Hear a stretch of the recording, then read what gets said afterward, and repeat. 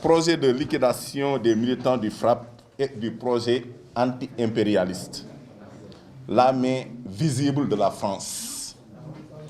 Ce n'est pas fortuit si Macky Sall réserve sa première déclaration sur le complot international à un média français, en l'occurrence RFI, pour rendre compte à son maître Emmanuel Macron.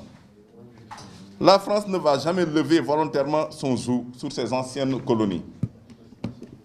Elle va mobiliser tous les moyens pour annihiler par l'assassinat, par l'intimidation, par l'exil, par la mise à l'écart de toute compétition électorale et par la diabolisation en s'appuyant sur ces valets dans nos pays, ces hommes de main comme Macky Sall et de toutes les filles et fils d'Afrique qui essaient de secouer ce joug et qui travaillent à rendre à nos pays leur souveraineté. On voit qu'il n'y a rien de nouveau sous le soleil quand on regarde dans le rétroviseur de notre histoire.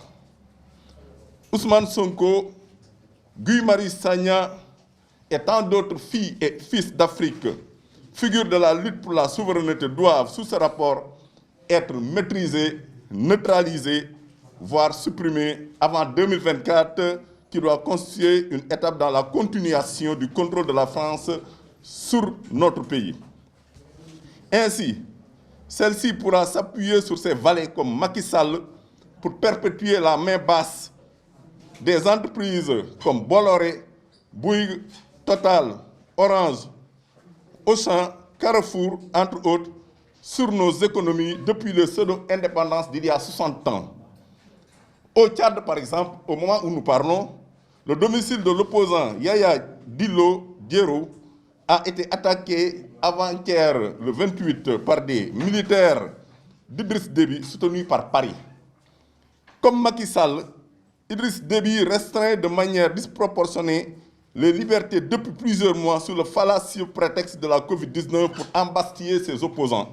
Vous verrez la main de la France et de ses barbouzes derrière cette chasse à Guy Marius Sagna, à Ousmane Sonko et à toutes les filles et fils d'Afrique qui sont debout, non point contre un autre peuple, mais pour la souveraineté de nos peuples. Nos camarades ont subi des abus dans les fourgonnettes de la police qui les conduisaient dans la fourgonnette de la police qui le conduisait dans les commissariats du point E. Le délégué général du FRAPP, qui est là, qui vient d'être élargi hier, traîne une blessure à la main, et notre camarade Fatima Mbeng, qui a été donc déféré en même temps que Mme Birame Souleye Diop, ont subi des humiliations consistant à les déshabiller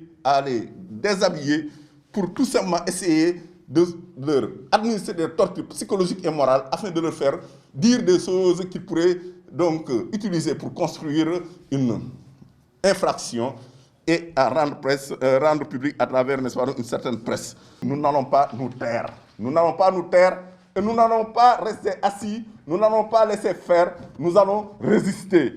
Nous lançons ainsi un appel à toutes les forces vives de la nation à venir se joindre à la série de manifestations qui va débuter à partir de ce 5 février sur tout le territoire national et dans la diaspora pour que, effectivement, l'état de droit, la démocratie et les libertés soient rétablis dans notre pays. Je vous remercie. À 221, une autre vision de la télé.